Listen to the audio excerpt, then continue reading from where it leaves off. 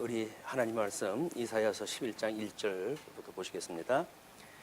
이새의 줄기에서 한 싹이 나며 그 뿌리에서 한 가지가 나서 결실할 것이요 그의 위에 여호와의 영 곧 지혜와 총명의 영이요 모략과 재능의 영이요 지식과 여호와를 경외하는 영이 강림하시리니 그가 여호와를 경외함으로 즐거움을 삼을 것이며 그의 눈에 보이는 대로 심판하지 아니하며 그의 귀에 들리는 대로 판단하지 아니하며 공의로 가난한 자를 심판하며 정직으로 세상에 겸손한 자를 판단할 것이며 그의 입에 막대기로 세상을 치며 그의 입술의 기운으로 악인을 죽일 것이며 공의로 그의 허리띠를 삼으며 성실로 그의 몸의 띠를 삼으리라.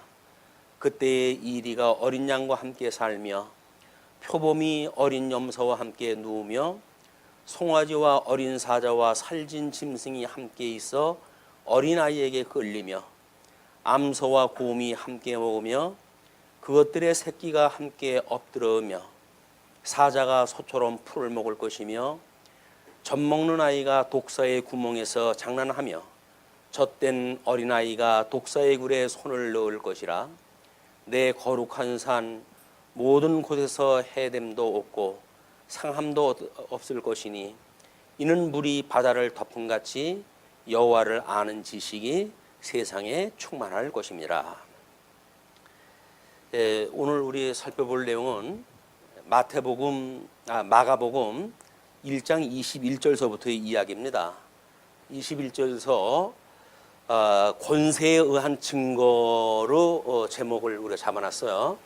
그래서 그 권세에 의해서 귀신을 쫓으시고 질병을 고치시는 그런 그 내용이기 때문에 이런 그 내용이 역사적으로 이스라엘에서 모형적 선민국가를 통해서 어떻게 성취되어졌는지 그걸 먼저 확인을 해볼까 합니다. 자, 우리 모세의 오경의 언약대로 이스라엘 백성들이 가나안 땅에 들어와가지고 창건에 이르게 되어졌어요. 그러나 곧 이제 북쪽 이스라엘과 남쪽 유다로 해가지고 이제 북 이스라엘하고 남쪽 유다하고 분국이 되어집니다. 그런데 이 북쪽 이스라엘은 BC 721년에 아수르 제국에 의해서 멸망이 되어지고 남쪽 유다는 586년에 바벨론의 포로가 되어지는 것이 우리가 유수라고 하는 그런 제목으로 잡아놨어요. 이제 유수. 그 다음에 창건과 분국. 그런데 지금 우리가 아까 읽었던 이사야서 11장 내용은 이 북쪽 이스라엘이 아수르에게 멸망되어지기 직전에 이사야라고 하는 선지자를 하나님께서 보내셔가지고 장차 이스라엘 나라가 어떻게 회복되어질 것인지를 예언케 했던 내용이에요. 그러니까 이사야 선지자가 이야기했던 그 내용은 모형적인 국가로 보게 되면 에스라, 느헤미야, 에스더를 통해서 가지고 회복되어지는 것으로 언약이 되어진 내용이지만 이것은 실체적으로 우리 예수님한테 와가지고 이제 실체적으로 성취되어질 것을 모형적으로 예표적으로 보여준 색깔입니다. 이것이. 그렇기 때문에 예수님이 이 땅에 오셔가지고 귀신을 내쫓는다든지 또는 병든 자를 고친다든지 이런 내용이 하나님의 권능을 보여주는 일이라 그랬어요. 지금 권세로 이야기를 하니까. 우리 주기도를 보시게 되면 제일 결론 부분으로 해서 나라와 권능과 영광이 영원히 아버지의 것이라고 우리가 고백을 갖다 해요. 우리는 하나님의 모든 역사 섭리를 통해 가지고 이제 그 하나님에 대한 지식에 이르게 되어지게 되면 모든 만사 만물이 주께로 나와서 주로 말미암고 주께로 돌아간다고 하는 사실을 고백하는 것과 같이 모든 나라, 그 다음에 권능, 그 다음에 영광, 이것이 아버지의 것이라고 하는 것을 시인하는 것으로 배우는 겁니다. 여기서 이 땅에서 우리가 배우는 일은 나라와 권능과 영광이 아버지의 것이라고 하는 것을 배우고 깨닫고 그리고 그걸 찬양함을 배우다가 가는 거예요. 이제 하나님 나라 가서 영원한 하나님 나라에서 영원토록 저걸 찬양했다 하는 거예요. 모든 영광과 권능과 능력과 권세와 이 나라와 의와 이런 걸 우리 하나님께 있다고 하는 걸 영원토록 찬양하는 것이 하나님 나라 가서 천국 이 성도들이 노래하는 내용들이에요. 그냥 그거를 이 땅에서 우리가 배울 때 이제 하나님을 영화롭게 하고 그분만으로 즐거워하는 것이 인생의 본분이다 라고 웨스트민스터 신앙 고백을 작성하시는 분들은 그렇게 우리들한테 가르쳐 주신 거예요. 우리는 세상을 살다 보게 되면 어쩔 수 없이 해 아래에서 이제 몸을 입고 살아가는데, 그러나 해 아래에서 살아가는 것은 우리의 육적인 존재의 이야기죠. 그러나 천상 세계에서는 여전히 신령한 이 하나님의 이 역사를 우리는 보게 되어지고 하나님의 통치를 받고 살아가게 되어지는 겁니다. 이 하나님의 이 통치가 어떻게 이 땅에서 이루어지는 것을 우리가 깨닫게 되어지는 것이다. 이 해 아래 학문인 동양학에서도 천지인이라고 해가지고 세상 세계관을 그들이 정리했다 했어요. 그 이야기는 뭐냐면 하늘의 일이 이 땅에 투영된다는 이야기입니다. 그래서 별자리와 해자리 또는 그 달의 변화를 통해 가지고 이 땅에 무엇을 이루어질 거를 우리가 점도 쳐왔고 농사도 졌고 그리고 우리 모든 지금도 해군에서는 음력을 본다고 그러죠. 왜냐하면 달의 영향을 받아가지고 바닷물이 변화가 되어지기 때문에 그렇습니다. 모든 해 아래의 하늘, 그 하늘도 땅에 영향을 미치는데 그 하늘의 하늘이야말로 이 땅의 모든 것들을 하나님께서 섭리하시는 통치 원리가 거기 있는 거거든요. 그런데 우리 얼마 전에 이제 유다복음서라고 하는 것이 등장했다 해가지고 교계에 시끄럽게 한 일이 있었어요. 유다의 그 복음서는 영지주의자들, 그때 당시에 영지주의자들이 12제자 중에 예수님의 말귀를 알아들은 사람은 유다밖에 없다. 그런 그 내용이에요. 그래서 영지주의자들은 영은 이제 그 하나님의 그런 그 지식으로 해가지고 사람 몸에 있게 되어지는데 몸은 악한 것이 되어져서 그 몸으로부터 몸이 이 땅에서 우리가 죽게 되어졌을 때 우리는 신령한 하나님과의 신접이 가능해진다고 보는 거예요. 그 사람들이. 그렇기 때문에 가룟 유다가 예수님을 십자가에 못 박아 죽도록 하신 것은 예수님이 특별히 가룟 유다에게 당벌했다는 거야.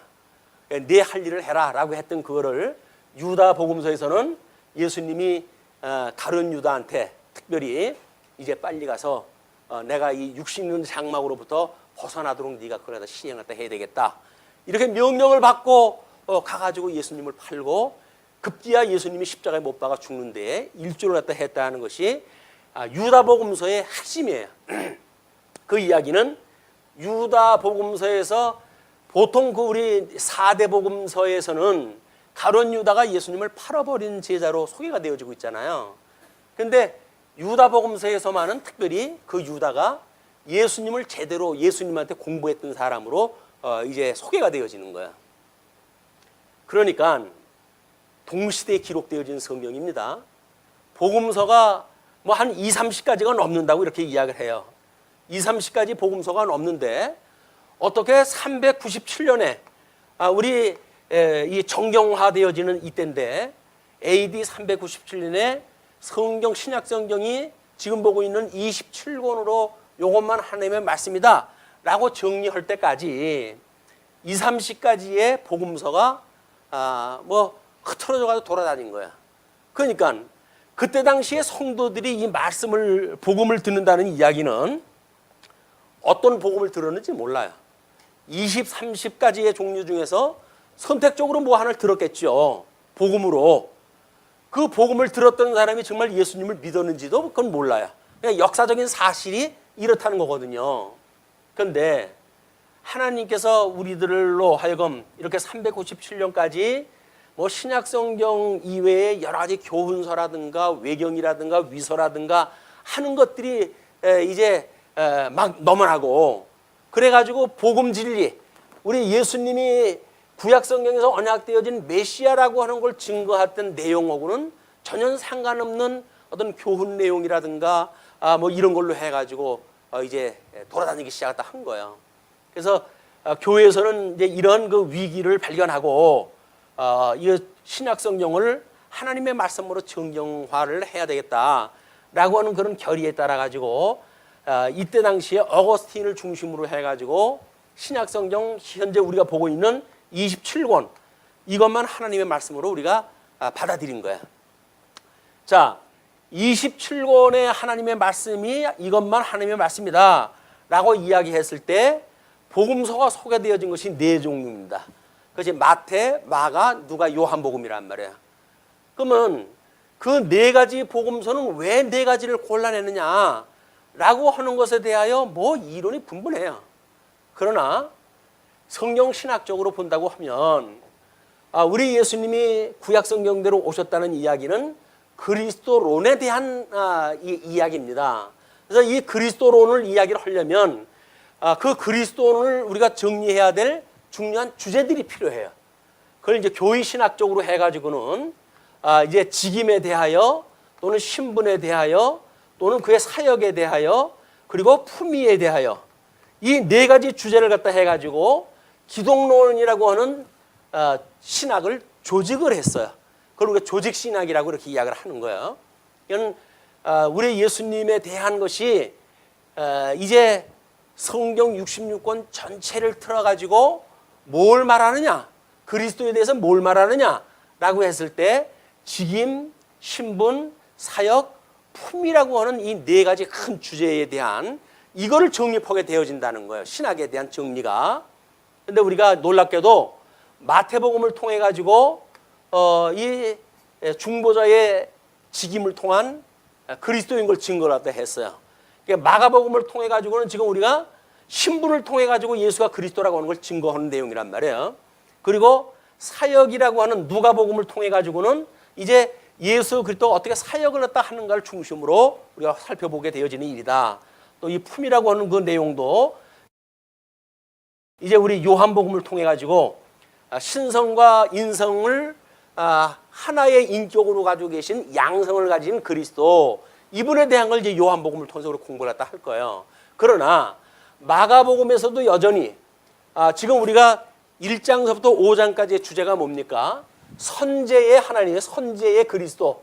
선제라고 하는 것은 이미 세상을 짓기 전서부터 존재하셨던 분이라는 거예요.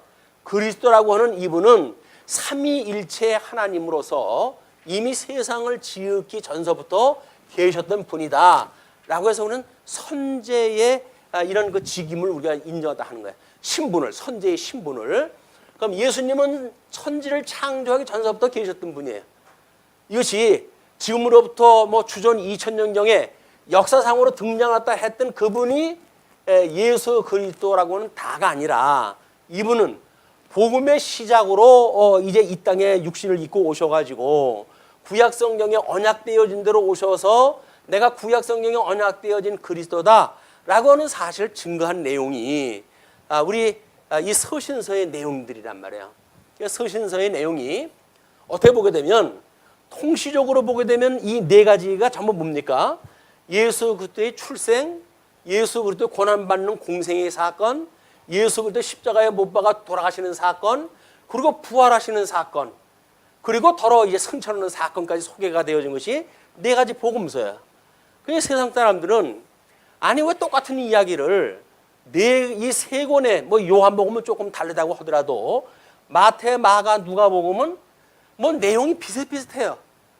그 왜 비슷비슷한 성경을 가지고 네 권씩이나 썼느냐 이렇게 이야기했다 해가지고 그들이 보는 관점으로 해가지고는 마태, 마가, 누가가 보는 관점이 비슷하다고 해가지고 공관복음이라고 해가지고 이름을 따로 정해놨어요.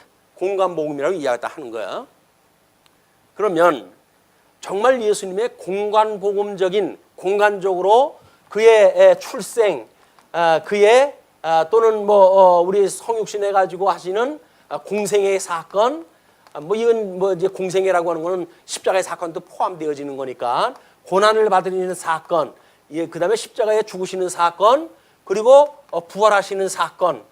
이것이 예수 그리스도가 선제하신 예수 그리스도가 하나님과 동등됨을 취하지 아니하시고 인간의 몸을 입고 죄의 형체를 입었다고 이렇게 이야기를 했어요. 인간의 모습을 입고 이 땅에 출현한 것, 출생되어진 것, 이거를 말하는 복음의 시작이다. 이렇게 소개가 되어진 거야. 그러니까 지난 시간 이 복음의 시작에 대한 걸 우리가 공부를 했는데, 이제 우리 그 주보에 나와져 있는 대로 1장 1절로 20절까지를 말씀에 의한 증거라고 이렇게 이야기를 했어요. 그래서 마지막 선지자 우리 세례 요한에 대한 증거와 그리고 예수 그리스도의 수세, 그리고 예수 그리스도의 전도라고 하는 그런 내용을 통해 가지고 말씀으로 선지하셨던 예수님이 말씀으로 임재하신 걸 우리가 확인했다 했어요.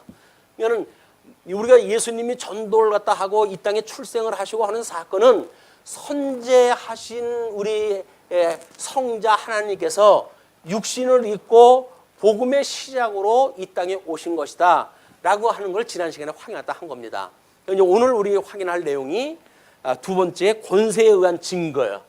이렇게 하시는 당신이 구약에 언약되어진 대로 지금 이걸 성취하시는 그런 사역을 하는데, 이거는 모든 권능이 하나님께 있음을 보여주는 선제하시는 성부 하나님과 같다고 하는 사실을 좀 증거하는 내용이란 말이에요. 예수 그리스도가 이 땅에 오셔가지고 이 귀신을 내쫓고 환자를 고치고 이렇게 한다고 해가지고 예수님이 오신 2000년 지금까지도 안수하면 병이 난다는 걸 가지고 복음이라고 이야기를 하는데 그건 가짜입니다. 예수님이 이 땅에 오셔서 복음을 증거한 거는 이 권능이 성부 하나님과 한 가지라고 하는 거예요. 또 구약된 대로 지금 그것이 성취되어진다고 하는 표적적인 의미가 있는 것이지, 여기서 병든 사람 고쳐주는 것이 하나님의 일이 아니란 말이에요. 복음을 왜곡시켜가지고 이 해 아래 살아가는 사람들에게 뭔가 인간 중심적으로 인간의 유익을 위해 가지고 성경을 풀어가지고 가르치고, 그런 지도자들이 나름대로 뭔가 이제 교회라고 하는 걸 이루어가지고 성도들을 미혹하게 되어지는 거야. 그 우리 신비주의라든가 세속주의에 미혹당할 수밖에 없는 것이, 해 아래에 있는 사람들은 관심사가 여전히 해 아래에 있는 거야. 그런데 예수님이 오셨을 당시에 로마 제국에 의해 가지고 이제 이 유다는 로마 제국에 의해 가지고 모든 주권을 상실하고 그리고 로마의 통치하에 살아가게끔 되어졌어요. 그리고 여기 종교 지도자라고 하는 사람들은 구약 성경에서 어떻게 메시아를 언약했는가에 대한 것보다는 기능적으로 여기서 이제 사내들이라고 하는 이런 공회를 갖다가 이제 중심으로 해가지고 이 로마 제국의 통치 아래 살아가는 성도들에게 구약 성경에서 언약되어지는 하나님의 뜻이 이것이다 라고 해가지고 율법주의를 강조해가지고 사람들로 하여금 조항에 따라 가지고 신앙생활을 해가도록 만들어 놓은 것이 이 유다의 사내들인을 중심한 종교 지도자들의 행위였어요. 이때의 마가가 이것이 아니라는 겁니다. 로마 제국 아래서 이 로마의 황제가 어떤 이 황제의 위를 가지고 너희 백성들을 지금 압제하고 있지만, 여기서 압제를 받는 너희들아, 너희들은 이 선제하셨던 하나님, 지금 부활하시고 승천하셔서 하나님 보좌 우편에 앉아 계셨던 이 예수 그리스도, 이분이야말로 대주제가 되시는 분이고, 이 대주제가 되시는 이분이야말로 지금 이 땅을 통치하는 거라고 하는 사실을 증거하는 거란 말이에요. 물론 이거는 예수 그리스도가 지상 사역을 하셨을 때의 내용이에요. 그러나 이 성경이 기록되어진 거는 이미 예수님이 승천하시고 그 이후에 제자들에 의해서 복음서가 기록되어졌거든요. 예수님이 너희들 와가지고 이렇게 복음 사역을 한 것은 선지하셨던 하나님, 성자 하나님이 말씀이 육신이 되어 이 땅에 오셔가지고 너희들 황제의 위가 단지를 알고 이 지상 세계에 가치를 두고 사는 너희들이지만 이것이 아니라 하나님 나라의 영원한 무궁한 그 하나님의 권능을 가지고 우리 주님이 와가지고 바로 구약 성경에 언약되어진 메시아라고 하는 사실을 증거해서 여기에 압제로부터 너희들이 속지 마라. 그래서 이거로부터 위로를 갖다 하시고 하나님 나라의 소망을 두게 하시는 일이 마가복음서의 지금 증거 내용이란 말이에요. 여기서 뭐 1장 시작하자마자 병자 고치는 이야기 이런 게 나오니까 옳다구나 땡이다 뭐 이렇게 해가지고 병자 고치는 것이 기독교라고 이야기했다 하면 안 돼요. 그거는 기독교를 아주 싸구려 기독교를 갖다 만드는 일들입니다. 해 아래 이 가치, 세속적인 거에 가치를 두고 살아가도록 성도들을 미혹하는 일이란 말이야. 적어도 해 아래에서 우리가 이 나쁜 정치가들에 의해 가지고 압정에 우리가 시달리고 있을지라도 너희들은 저 영원한 하나님 나라가 있다고 하는 것을 기억하고 거기에 소망을 두고 그리고 이 땅에 이 악을 갖다 네가 거슬려 이겨라. 그런 그 이야기예요. 왜? 너희 주님께서 이걸 이기고 승천하셨으니 주님께서 너희들에게 성령이 오시게 되면 증인이 되겠다고 약속하지 않았냐? 너희들이 그런 예수를 그리스도로 믿고 이 세상을 이기도록 해라 라고 하는 것이 마가의 기록의 원리인 거예요. 이게 기록의 내용이다.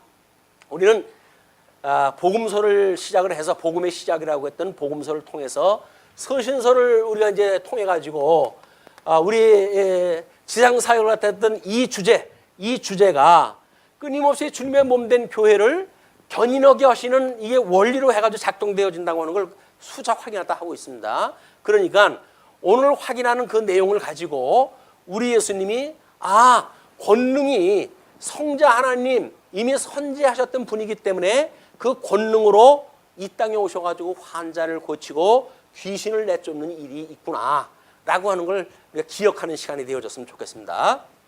자, 그러면 마태복음 1장 21절부터 28절 보시게 되면 더러운 귀신을 내어쫓는 권세로 자기를 증거하십니다. 그들이 가버나움에 들어가니라. 예수께서 곧 안식일에 회당에 들어가 가르치심에 뭇사람이 그의 교훈에 놀라니 이는 그가 가르치시는 권이 권위 있는 자와 같고 서기관들과 같이 아니함일러라. 예수님이 이제 안식일이 됐는데 이때 당시에는 이 회당, 이들이 있는 이 회당에는 이제 유대인들 누구든지 가서 예배를 드릴 수 있는 그 처소예요.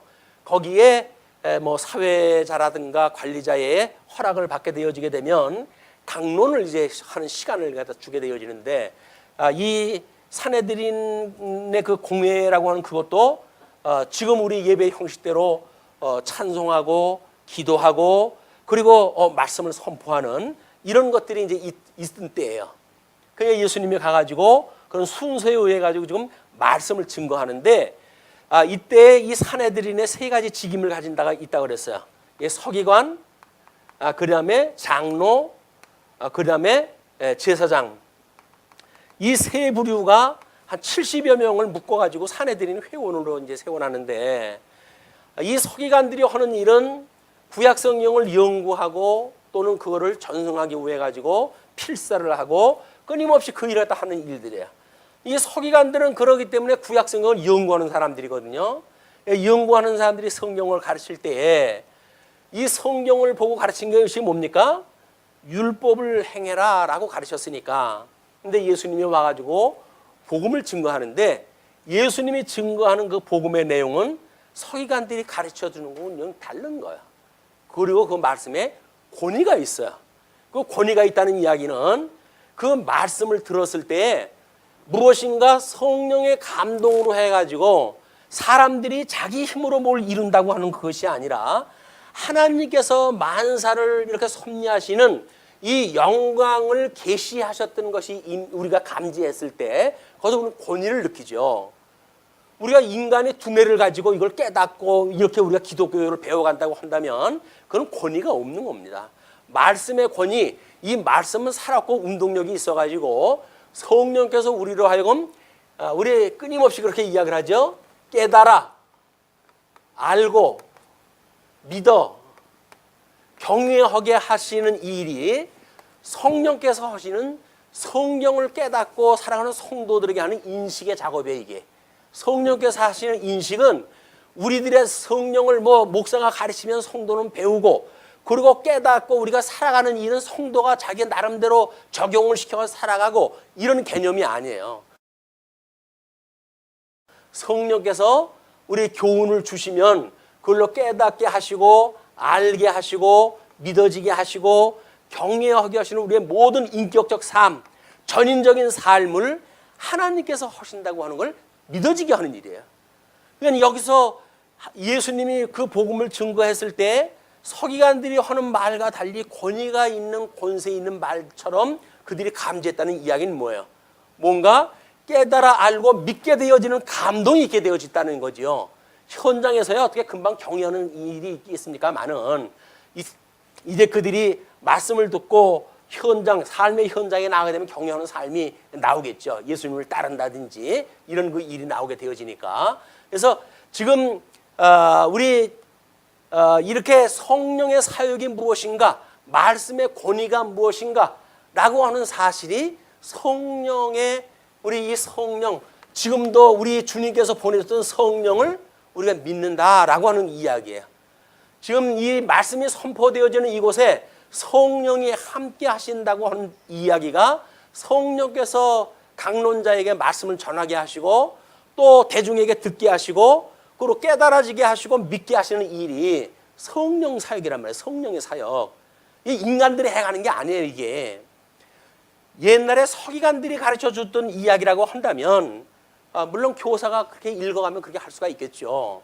그러나 성령께서 하신다고 한다면 성령의 인격적인 작업은 지금 한 생명, 예수 그리스도로 말미암아 거듭나고 중생한 한 생명이 되어진 모든 성도들, 주님의 몸된 교회의 성도들에게 이것이 유기적으로 지금 작동이 되어지고 있단 말이에요. 지금은 이제 그 유기적으로 작동되어지는 거를 우리 모든 환경 문제를 가지고 너무나 자연스럽게 이제 감지가 되어져. 그죠? 어디 아프리카 쪽에서 무슨 세균 하나가 이제 등장을 하게 되면 워낙 출입하는 사람들이 많아지니까 지구 반대편에 있는 데까지도 그 오염이 되어져 가지고 난리가 치고 그러는 거 아니겠어요? 이 세계는 전부 하나의 뭔가 시스템으로 돌아가고 있단 말이에요.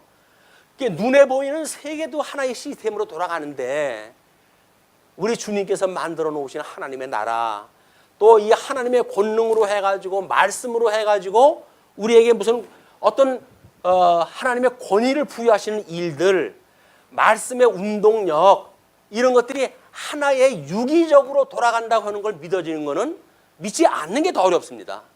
이 세상에 조금 정보를 가지고 있다고 한다면 교회에서 일어나는 일을 믿지 않는 게 더 어려워요. 왜? 눈에 보이는 세계 속에서도 이게 이제는 우리나라만의 문제가 아니에요. 전 세계의 문제예요. 환경의 문제, 왜 지각이 있는 사람들이 환경에 그렇게 관심을 갖습니까? 이 세상이 그 사람들이 망하게 생겼거든요. 이 세상이. 인구는 점점 늘어나죠. 2020년이면 지금이 한 2배 정도 늘어난다고 그러는데 지구가 10,000원입니다. 근데 그 인간들이 탐욕이 얼마나 이게 가득한지 지구가 온통 썩어가고 있잖아요. 돈을 벌기 위해 가지고는 어린아이들 호흡기에 그게 어떤 나쁜 영향을 뻔히 미치는지 알면서도 돈을 벌어먹겠다고 해가지고 그걸 팔아먹는 인간들이 그게 외국 기업들로 해가지고 대한민국에 들어와가지고 장사 노릇을 하고 있는 거예요. 깨어있지 않으면 이제는 이 자본 논리에 우리가 휩쓸려 가가지고 전부 그 노예로 살아가는 거예요. 노예로. 그 진정 우리가 자유를 갖다 얻으려고 한다면 자본 논리에 대하여 우리가 조금 연구가 필요합니다. 무조건 하고 모든 걸 경제 원리로 작동되어지고 이런 거는 아니에요. 이 세상은 힘의 논리, 눈에 보이는 그런 힘의 논리가 아니라 여전히 선지하고 계셨던 그 하나님께서 다시 우리 하나님 보좌 우편에 가 계심으로 해서 지금도 주님의 몸된 교회를 위하여 중보기도도 하시고 그분에 의해서 이 영원한 나라를 만들어 가시는 과정 섭리지, 이 과정적인 하나님의 나라, 여기서 만들어지는 세계가 하나님 나라가 아니라는 거예요. 이 착각으로부터 우리 깨어나는 것, 이것이 우리가 근신하고 깨어있는 일입니다. 여기서 잠들어 있는 것이 아니라 여기서 깨어져 있어야 이 땅에서 일어나는 게 보여진다고요. 하나님 나라에 일어나는 일들이. 자, 이제 어떤 일이 일어나는지. 마침 그들이 회당에 더러운 귀신 들린 사람이 있어 소리질러 이르되 나사렛 예수여 우리가 당신과 무슨 상관이 있나이까? 우리를 멸하러 왔나이까? 나는 당신이 누구인 줄 아노니 하나님의 거룩한 자니이다. 귀신이 예수님을 먼저 알아봐요. 이 공회에 귀신 들린 사람이 이게 귀신 들린 줄 알게 되면 그 사람들 여기에 들어와서 있게 할까요? 그렇지 않을 거 아니겠어요? 이 사람들은 그 사람이 귀신 들린 사람인지도 몰라요. 그러니까 함께 공회에 들어와서 이 예배를 드리고 있다니까요. 그런데 놀랍게도 예수님이 말씀을 증거하니까 귀신이 먼저 알아보고 하는 이야기가 나와 당신이 무슨 상관이 있습니까? 우리를 멸하러 왔습니까? 라고 이야기를 하면서 나는 당신이 누구인 줄 아노니 하나님의 거룩한 자입니다. 기름 부음 받은 자, 거룩하도록 하나님께서 기름 부음 받은 자, 그가 결국은 이스라엘 나라를 회복하는 이런 그 메시아이듯이 참 그리스도인 이 하나님 나라도 이 어둠의 권세를 이제 거두시고 예수님이 궁극적 승리할 거를 마귀들이 알아본 거예요. 이 귀신들이. 그래가지고 지금 예수님한테 그렇게 이야기를 하니까 예수께서 꾸짖어 이르시되 잠잠하고 그 사람에게서 나오라 하시니 더러운 귀신이 그 사람에게 경련을 일으키고 큰 소리를 지르며 나오는지라. 이제 이런 내용을 가지고 지금도 뭔가 이 신유라든가 또는 능력을 행한다고 하는 분들이 기도할 때마다 사탄아 나가라, 뭐 나갈지어다, 뭐 이렇게 하면 나간다고 이야기를 하는데 예수님께서는 분명히 이야기를 해주셨어요. 어떻게 해야 이 귀신을 내쫓을 수 있습니까? 그랬더니 뭐라 그래요? 기도 외에는 방법이 없다고 이야기를 하죠. 기도가 하나님 앞에 구하는 거지 자기가 명령하는 겁니까? 원리가 안 맞잖아요. 귀신에서 나갈지어다라고 하면은 자기가 나갈지어다 한다고 나가나요? 하나님의 뜻이 나가는 거라면 하나님 앞에 구해야지. 하나님 저 원수 마귀를 갖다가 저 불쌍한 인생으로부터 내쫓아 주세요 라고 기도를 갖다 해야 그것이 하나님의 뜻이면 하나님이 내쫓아 주시는 일이지, 자기가 무슨 권능이 있는 것처럼 그렇게 해가지고 하는 일들은 이렇게 뭐 병을 고치는 문제나 귀신을 내쫓는 문제나 다 마찬가지인 거야. 이 축기라고 하는 그런 거 이야기, 귀신 내쫓는 문제도 결국은 하나님의 능력을 보여주시기 위한 사역이지 인간들 자기네들의 뭔가 미연을 세우기 위한 것이 아니란 말이에요. 자기네 이름을 높이기 위한 것이 아니에요. 능력이 있으면 자기 능력입니까? 주의 능력이지. 근데 뭐 자기가 능력이 있는 것처럼 해가지고 모든 그 권세를 갖다 다 누리고 헛된 영광을 구사하면서 살아갈 수가 있겠어요. 잘못되어지는 이게 원리다. 자, 그러니까 이제 그 다 놀라 서로 물어 이르되 이는 어쩌미냐 권위 있는 새 교훈이로다. 새 교훈이라는 건 뭐예요? 권위가 있다는 이야기가 뭘로 증명이 되어진 거예요? 귀신 보고 잠잠하고 나가거라 라고 예수님께서 한 말씀 하니까 귀신 나가요. 이 구약의 언약대로 예수님이 오셨다는 이야기는, 선지하셨던 우리 그리스도께서 이 땅에 오셨다는 이야기는 아버지의 뜻이 하늘에서와 같이 땅에서 이루어지는 역사가 일어나는 거예요. 구약 성경에도 내가 너희들한테 선지자를 보내주는데 선지자의 말에 증언이 있어야 된다. 그 말이 성취가 되어지면 그게 내가 보낸 자고 성취됨이 없으면 그건 내가 보낸 자가 아니야. 그랬을 때 너희들은 거짓 선지자로 알게 되어졌을 때 돌로 들어 그를 쳐라 라고 명령까지 해준 거예요. 그러니까 이 구약 성경의 언약대로 만약에 참 메시아로 이분이 오셨다고 한다면 구약 성경 언약대로 해가지고 회복이 돼야죠. 어둠의 모든 그 잡혀져 있던 사람들이 자유를 누려야 되죠. 그것이 전도되어지는 사건으로 우리 20절까지는 공부를 갖다 했고, 오늘 직접 귀신을 내쫓는 사건을 통해 가지고 증거를 갖다 하고 계시다. 예수님 말씀은 성취가 되어지는 거야. 이 복음서에서 성취되어진다는 이야기는 뭐예요? 복음서에서 하나님께서 이 언약이 권위 있는 말씀으로 되어가지고 성취되어진다는 이야기는 주님의 몸된 교회를 통해 가지고 이것이 이루어진다는 거 아닙니까? 주님의 몸된 교회를 통해 가지고, 주님의 몸된 이 교회를 통해 가지고 서신서에 나온 교회를 통해서 성취되어진다는 거예요, 이게. 그러니까 우리 신약 성경의 구조도 복음서가 언약이고 서신서가 성취라고 이렇게 구절을 놓은 거예요. 왜? 그리스도의 이 권위 있는 말씀은 권위 있는 말씀이기 때문에 명령하신 대로 이루어지는 거예요. 언약하신 대로 이루어진단 말이에요. 성경이 이제 우리는 전부 뭐 정해졌다고 그러지 않았어요? 그래서 우리는 그 성경을 보고 뭘 한다고요? 믿음으로 사는 거예요. 이제 우리는 말씀으로 이렇게 이루어졌네.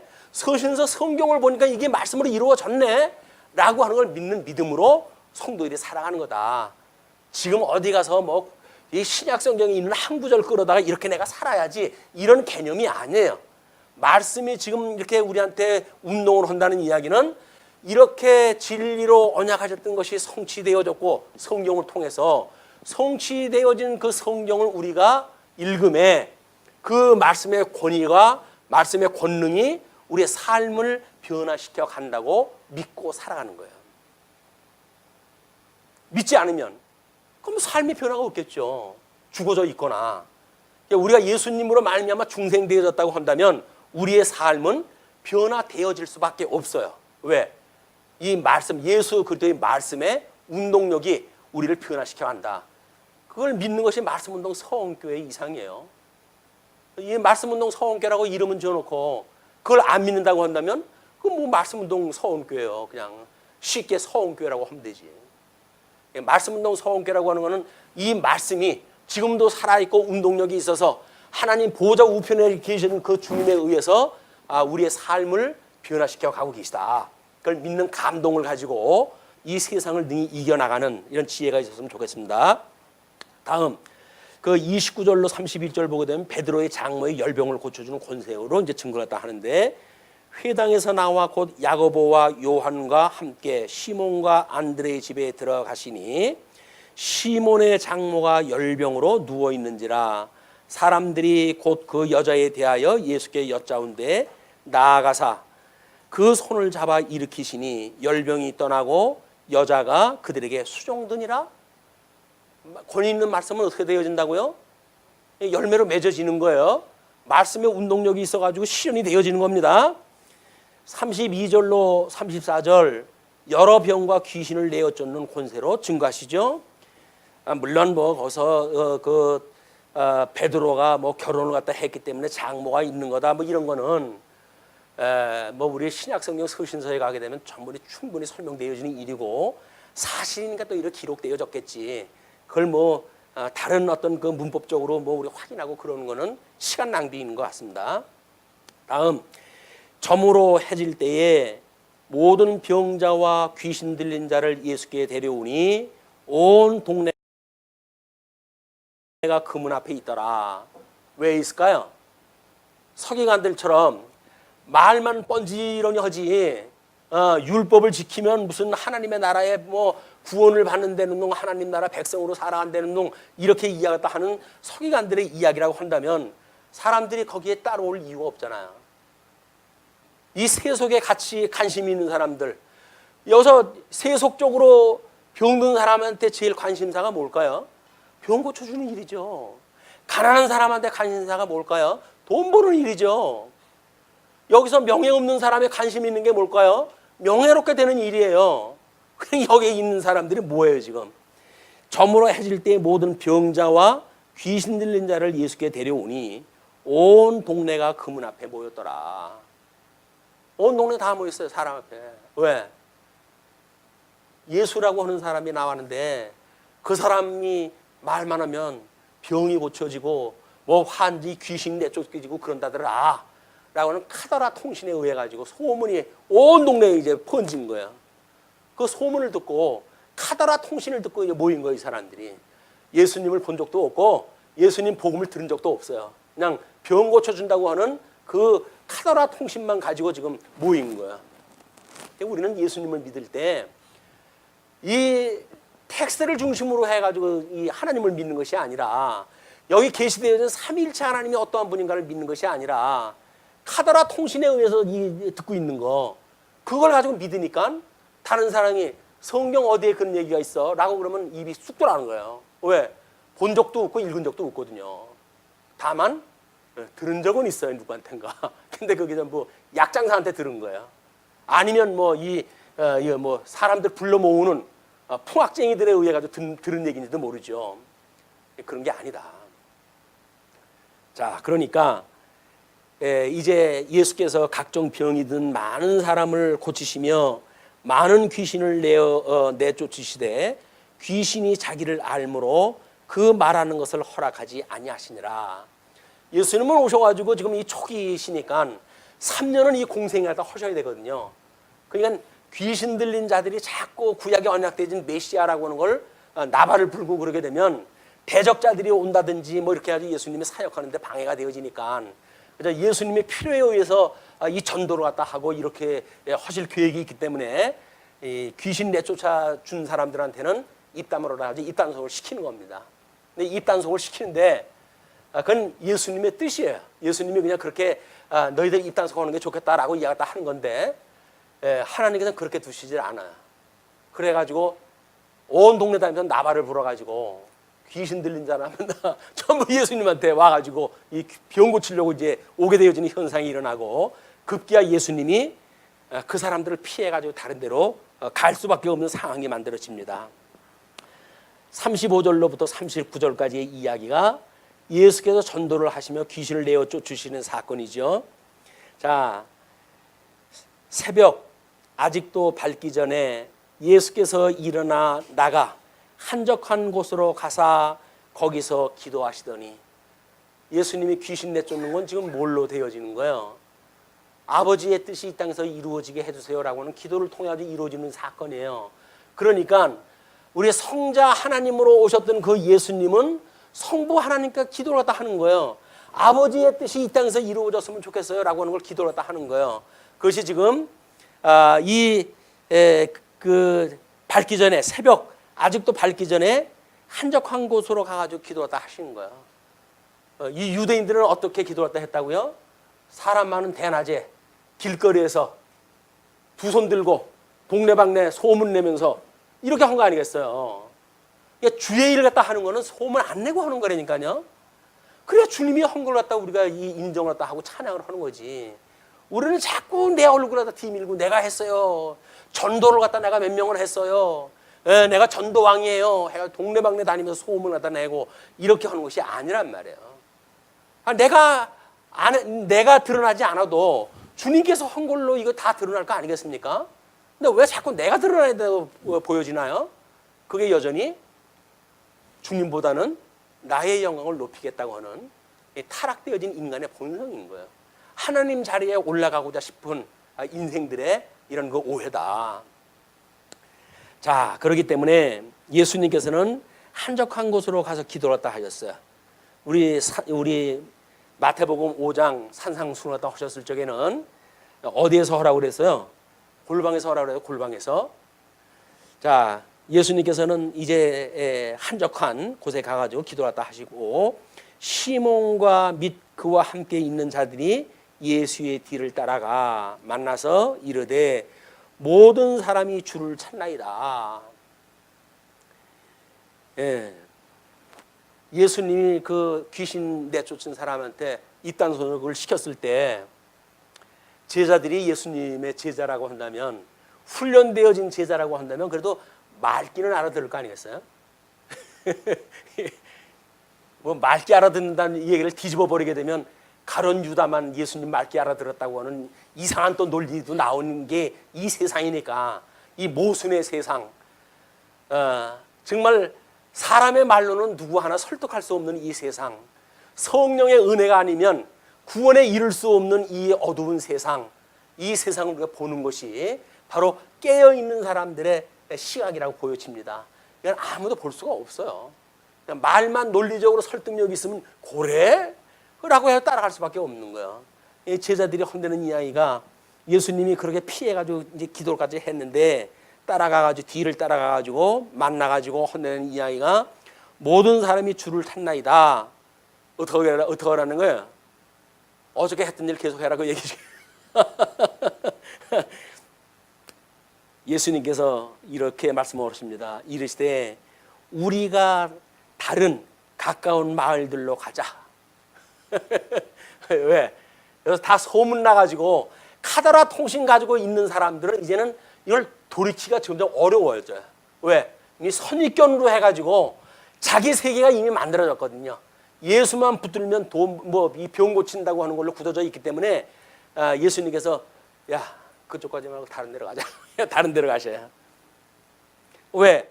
이왕 터 닦은 데서 하는 게 더 낫지 않나요? 많은 사람들 알아듣고 예수님은 그게 다 소용없다는 거예요. 주님의 몸된 교회 우리 전도하는 것도 마찬가지예요.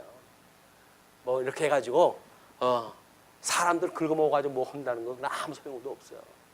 주님께서 어떻게 해가시는지 나의 마음, 나의 인격은 나의 삶을 어떻게 변화시켜 가시는지 이걸로 해가지고 삶의 증인의 역할을 한다고 했을 때 증인으로의 나의 어떤 역할로 인해 가지고 다른 사람이 복음을 듣게 되어진다고 한다면 주님께서 하신 일 아닙니까 이게? 주님께서 하신 일이에요. 주님께서. 우리가 뭘 했다고 그러지 마십시오. 우리가 전도회를 구성해가지고 우리가 전도를 위해서 뭘 했다 이렇게 하지 마세요. 우리는 뭐예요? 주님께서 한 걸 깨달아가는 시간들이 전도회를 통해서 그걸 배우는 거예요.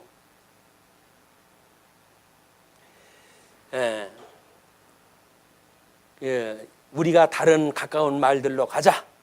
거기서도 전도하리니 내가 이를 위하여 왔노라 하시고 전도하러 오셨대요.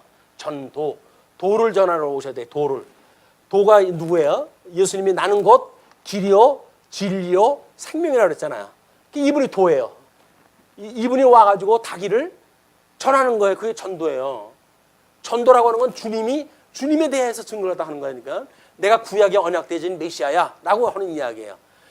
예수 그리스도로 말미암아 구원받은 성도들은 예수님이 구약의 언약되어진 메시아다, 성경에서 말하고 있는 구세주다 라고 하는 걸 증거하는 것이 이게 전도인 거예요. 전도. 도를 전하는 거란 말이에요. 도를 전하는 것. 근데 도는 전하지 않고 그냥 우리 교회로만 와. 왜? 그냥 와. 뭘 자꾸 물어. 나 몰라. 그냥 와. 아니 왜 바쁜 나를 갖다 왜 오라고 그래? 그러면 그냥 좋으니까 와. 우리 교인들이 얼마나 마음이 착하고 교제를 나누고 이러는데 그냥 우리 교회 와. 고민이 있어? 고민을 왜 하고 살아? 우리 교회 오면 고민 없어져. 왜 고민이 없어져? 몰라. 그냥 와. 가끔가다 이 복음서에 그러잖아요. 이제 그 예수님을 소개할 때 와 보라 라고 이야기도 하잖아요. 그게 또 전도의 원리라는 거야. 사람들한테 복음을 전하지 말고 그냥 와 봐라 이렇게 해가지고 끌고 오라는 거예요. 무조건 오고. 그래가지고 교회 잔치 갖다 펴가지고 무조건 교인들 다른 교회에 나가든 말든 다 데려와. 그러면 목사가 이제 또 풀어야지. 썰을 풀어야 돼. 그래가지고 남의 교인 갖다가 그냥 썰을 풀어가지고 이 교회 와야 구원받는 것처럼 썰을 풀어가지고 자기 교인 만드는 것이 목회자라는 거예요. 설교자라는 거고. 아닙니다. 그건 강도예요. 도둑이고. 다른 교회 성도를 갖다가 왜 지가 끌어다가 자기 교회 성도를 만들어요. 자기가 복음이 깨달아지고 오고 싶 때문에 와야지. 어떡하겠어요. 그러나 목사가 복음을 듣고 다른 교회 성도가 되어진 사람을 내 교회로 끌고 오는 거 아니에요. 닦은 터 위에 다른 터를 닦는 게 아니에요. 그 사람 다 예수 믿고 구원받았다고 한다면 신앙생활 잘하라고 그래요. 잘하시라고. 가끔가다 이제 침 놔줄 필요가 있겠지. 넌 뭘 아니? 뭘 믿니? 그래가지고 전혀 아는 게 없으면 그러고도 예수를 믿는 거야? 그래가지고 복음을 증거하다 보게 되면 내가 뭘 아무것도 모르는 깡통이었구나 라고 하는 게 생각들면 이 말씀을 배우고 싶은 마음이 생기겠죠. 사람이 하나님의 사람이면 일용할 양식을 달라고 매일 기도를 또 하면서 말씀이 하나도 들어오는데도 불구하고 배고픈 줄도 모르고 그렇다고 한다면 그게 하나님의 사람이 아니잖아요. 하나님의 사람은 말씀이 없으면 자꾸 궁핍스러워진다니까요. 말씀이 없으면 마치 밥 굶은 사람처럼 허기가 지고 그래요. 영혼이 우리가 이게 가려지고 내가 왜 이렇게 영적으로 해가지고 궁핍스러웠냐. 말씀이 없어서 그렇구나.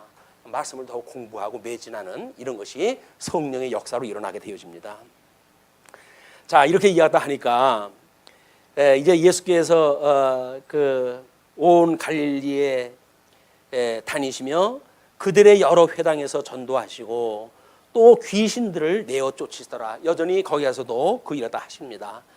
자, 이런 데에 이제 한 조가로 입은 질병을 고치심으로 증거하는 내용이 40절로 45절까지 소개되어지는데 40절 41절이 한 문둥병자가 고쳐달라고 강구하고 그대로 고쳐주시는 사건이 소개가 되어집니다. 한 나병 환자가 예수께 와서 꿇어 엎드려 강구하여 이르되 원하시면 저를 깨끗하게 하실 수 있나이다. 예수께서 불쌍히 여기사 손을 내밀어 그에게 대시며 이르시되 내가 원하노니 깨끗함을 받으라 하시니, 이걸 보고 예수님도 환자를 보면 불쌍한 생각이 들어가지고 병을 고쳐줬는데 이덕성이 저건 뭐 잘났다고 해가지고 저렇게 강팍스러워가지고 병자 고쳐주는 것이 기독교의 하는 일이 아니라고 이렇게 이야기했다 하냐라고 이야기하는지 모르겠지만, 문둥병이라고 하는 것은 유대인들한테 지금 죄인이라고 하는 걸 드러내는 아주 극병의 그런 그 일들입니다. 이 문둥병 든 사람은 이 공동체에서 전부 소외된 사람들이에요. 소외돼가지고 같이 생활도 못해요. 이런 그 사람들이기 때문에 이쪽에 그 공동체 사람들만 죄인으로 보는 것이 아니라 본인도 죄로 여겨요. 이것이 이게 죄지, 하나님의 죄로 인해서 그렇지. 근데 맞습니다. 이제 우리 이제 이 2장서부터 5장까지 나머지 선제 부분에 대한 걸 이야기할 때 2장, 3장은 하나님의 의를 증거하는 내용으로, 3장, 4장은 하나님 나라를 증거하는 내용으로 선제 대신 그리스도를 소개가 되어지는데, 이 죄로 인해 가지고 우리가 이 사람들이 봤을 때 에덴 동산에서 이들이 내어 쫓겼다고 하더라도 노아의 홍수가 있기 전까지는 몇 살을 살았어요? 1000년을 살았어요. 1000년을 살았는데 노아 홍수가 나고 그럼에도 불구하고 바벨탑을 쌓고 하나님 앞에 산산조각이 나고 그리고 죄가 관영이 되어져 가지고 지금 이제 숫자까지 온 거예요. 그래서 다윗의 노래에 70이요 강건은 80이라고까지 이야기가 되어진 겁니다. 그런데 과학이 발달한다고 해도 100세 시대를 갖다 이야기 갖다 해놓고 뭐 숨만 쉬는 사람 여기다 마스크를 씌워놓고 100세 시대를 갖다 이야기하는 이런 사악한 시대에 우리가 지금 살고 있는 거예요. 하나님 나라가 만약에 우리한테 있다고 하는 것이 확인되어지고 이게 믿어진다고 한다면 우리가 이 땅에 마스크를 쓰고 100년을 살 이유가 있을까요? 그럴 필요 없어요. 건강했을 때, 정신 멀쩡했을 때 주님 나라를 오라 하시네. 우리 쌍소리 들고 가는 것이 우리의 기쁨이고 즐거움이지. 여기서 우리가 육신을 입고 있어가지고 얼마나 부자유롭게 살았어요. 아프고 질병으로 해가지고 그냥 끊임없이 우리의 죄를 용서해 주세요. 우리를 시험에 빠지지 말게 해주세요. 우리를 악에서 구해 주세요. 이걸 우리가 일구월심으로 기도했던 거 아니에요? 이걸 기도했던 거 아닙니까? 이걸 기도하면서 살아갔는데 이제 이 악에서 우리를 구원을 갖다 해주신다고 그러는데 싫으시다고요? 왜요? 마스크 쓰고 100년 산다고요? 모르려고요. 이 세상에 뭐가 있다고. 하나님을 모르는 사람은 뭐 개똥밭에 굴러도 이승이 낫다고 이야기합니다만은 그건 하나님을 모르는 사람들의 이야기지. 우리가 이 하나님을 안다고 하면서 어떻게 개똥밭에 굴릴 생각을 하냐고요. 그래도 우리 개똥밭에 굴릴 우리 존재들은 아니잖아요. 하나님의 사람으로 새로운 피조물이 되어져 가지고 우리 하나님을 어떻게 영화롭게 하는 사람들인데 개똥밭에 구르는 것이 우리 인생의 본문이라고 여길 수가 있느냔 말이에요. 아닌 거예요. 개똥밭은 하시라도 우리는 청산할 준비를 다 하는 거예요. 그래서 우리한테 필요한 일이 있다고 한다면 오늘이라도 우리 주님께서 나를 데리고 가셨으면 좋겠어요 라고 하는 소망이 하나님 나라에 대한 소망이지. 아니 뭐 엄청 좋대, 거기가 엄청 좋대 말로는. 근데 조금만 아프면 나 살려달라고 아우성을 쳐요. 왜? 죽을까 봐. 죽어야 이쪽을 가죠. 죽지 않고 어떻게 여기를 가요. 이 귀신 들린 사람들의 이런 이 문둥병이 지금 이 이야기 했던 거는 지금 영적으로 자기가 죄인이라고 하는 걸 자복을 갖다 한 거예요. 그랬을 때 주님께서 보시고 이걸 불쌍히 여기신 겁니다. 병이 걸린, 다른 병 때문에 걸린 사람들, 뭐 이런 사람들이 아니라 스스로 자기가 영적으로 죄인이라고 하는 걸 깨달은 사람들이기 때문에 예수님께서 그를 불쌍히 여기신 거예요. 우리 여기서 불쌍히 여기는 사람은 누구예요? 영적으로 해가지고 심령이 가난한 사람들이라니까요. 우리가 주님의 말씀이 없으면, 주님의 은혜가 아니면 저는 잠시도요 존재할 수가 없어요 라고 아주 겸허하게 사는 사람들을 주님께서 긍휼히 여겨 주시지, 아유 주님 이제 됐어요, 주님께서 이만큼 해주셨는데 뭐 이만하면 죽을 때까지 저 혼자 충분히 합니다, 이제는 주님 바쁘신데 다른 사람 봐주시고 저는 제가 그냥 여기 살아갈게요, 이렇게 말하는 사람들은 안 되는 거예요. 끊임없이 지금도 주로 말미암아 우리가 호흡을 하고 있습니다. 주께로 말미암아 내가 이렇게 존재하고 있습니다. 주로 말미암아 서며 기도하며 있습니다 라고 고백하는 사람들이야말로 주님께서 붙들어 주시고 있는 은혜의 장로 안에 있는 사람들이다. 자, 그러면서 이제 그렇게 하니까 원하노니 깨끗함을 받으라 하시니 곧 나병이 그 사람에게서 떠나가고 깨끗하여진지라. 이게 깨끗하게졌다는 이야기는 뭐예요? 비가시적인 입장에서 보게 되면 죄의 사함을 받았다는 이야기란 말이에요. 이 사람은 그 죄의 사함을 받았다는 이야기 때문에 절차를 따라 가지고 뭐라고 그럽니까? 곧 보내시며 엄히 경고하사 이르시되 상가 아무에게도 아무 말도 하지 말고 가서 내 몸을 제사장에게 보이고 내가 깨끗하게 되었으니 모세가 명한 것을 드려 그들에게 입증하라 하셨더라. 문둥병에 대한 규례가 있었잖아요. 이제 그 규례대로 제사장한테 보이게 되면 검사를 해가지고 문둥병이 낫다고 하는 걸 인정하게 될 것이고, 그렇게 되어지게 되면 규례를 따라 가지고 하나님 앞에 제사를 드려라, 그 이야기예요. 그건 이미 예수님으로 인해 가지고 이 어두움에 거친 그런 그 상태입니다. 그러나 율법적으로 아직도 예수님이 다 이루시기 전까지는 그 일을 갖다 해야 되니까 제사장들에 의해 가지고 그걸 보이라는 이야기예요. 다만 지금 내가 널 고쳐줬다는 이야기, 그런 건 입을 다물었으면 좋겠다, 이렇게 이야기를 갖다 하시는데, 그러나 45절에 그러나 사람이 나가서 이 일을 많이 전파도 또 많이 했대요. 왜 그럴까요? 죄가 많은 곳에 이 은혜가 많은 거예요. 은혜가 많은 거예요.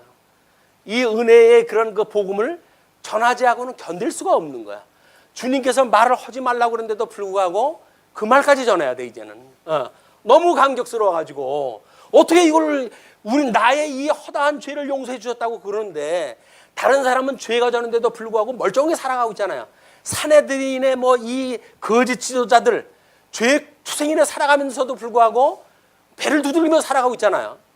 근데 나는 죄가 많아가지고 문둥이로 살아가고 있으니 주여 나를 불쌍히 여겨주소서 라고 했는데 주님께서 정말 불쌍히 여겨줘가지고 병을 고쳐주셨단 말이에요. 그러니 이 사람의 이 은혜가 진실한 은혜의 감격인 거야. 우리는 예수님이 나를 죄를 용서해 주신 것 때문에 감사합니다 라고 이야기를 하면서 우리가 우리에게 잘못한 사람을 용서해 준 것처럼 우리의 죄를 용서해 주세요 라고 하는 주님이 가르쳐 주신 기본 기도도 우리가 무시한다고 한다면 우리는 가짜로 용서받은 거예요. 가짜로 용서받은 거. 어떻게 1만 달러한테 탕감받은 사람이 100대나리온 빚진 자를 탕감을 갖다 안 해주냐고요.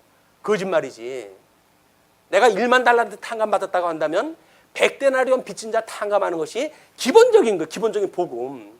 그게 은혜의 감격이라니까요.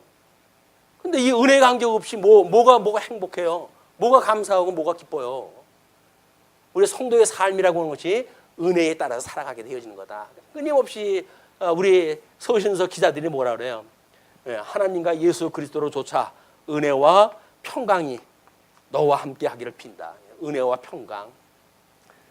하나님과 원수 되어졌던 우리들이 하나님과 상통이 되어져서 하나님의 뜻을 분별하게 되어지고 하나님 뜻 좋아하는 걸 내 뜻도 좋아지고, 그러니까 마음에 심령의 평강이 오는 거야.